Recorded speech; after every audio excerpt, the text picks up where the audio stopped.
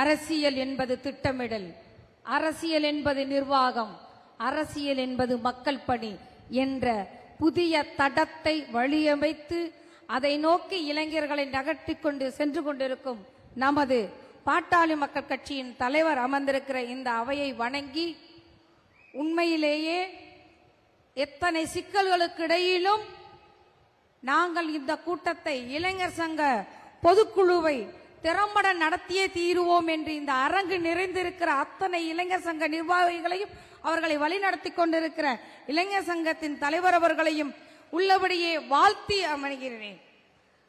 வாழ்த்துனோம்னா நம்மளும் சேர்ந்து கை தட்டலாம். முதல்ல நம்மளை நாமே பாராட்டிக்கிறதுக்கு தயாரா இருக்கணும். அதுதான் முதல் படி, வெற்றியின் முதல் படி. இது மிக முக்கியமான காலகட்டம். அதுவும் இளைஞரணியின் பொதுக்குழு என்பது ஒரு விதைக்குள் இருக்கின்ற வித்தை தேடி கண்டடைகின்ற ஒரு நிகழ்வு.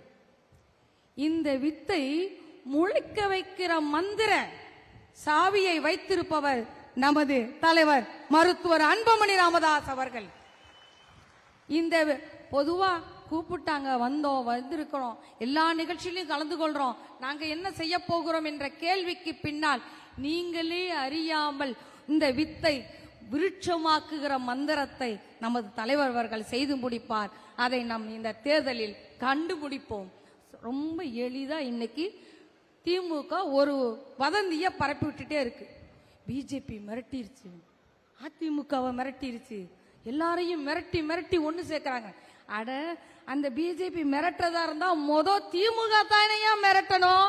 லட்சம் கோடிக்கு மேல ஊழல் பண்ணி வச்சிருக்கிற இந்த திமுகவை தானே விரட்ட முடியும், வேற யார மிரட்ட முடியும்? இன்றைக்கு மக்களுக்காக, மக்கள் பணிக்காக, பெண்களுக்காக, கருவிலிருந்த குழந்தையிலிருந்து முதியோர்கள் வரை அத்தனை பேரும் வளம் வாழ வேண்டும் என்பதற்காக அத்தனை இயக்கங்களும் மக்கள் விரோத திமுகவை வெளியேற்றுவதற்காக இன்றைக்கு ஒன்று சேர்ந்திருக்கிறோம். அந்த ஒன்று சேர்தலை வெற்றி களமாக மாற்ற வேண்டியது முக்கியமாக இளைஞர்களின் கையில் இருக்கிறது.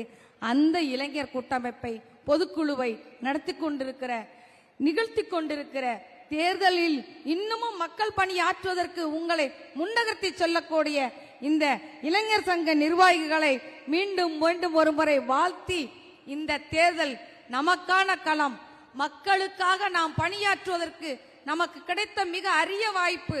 எப்போதும் வெற்றி பெற வேண்டும் என்று போராடுவோம்.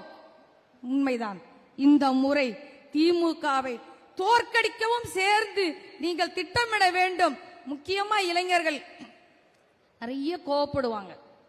ஒரு விஷயத்தை பார்த்தா கோவப்படும், போலித்தனத்தை பார்த்தா எரிச்சல் வரும்.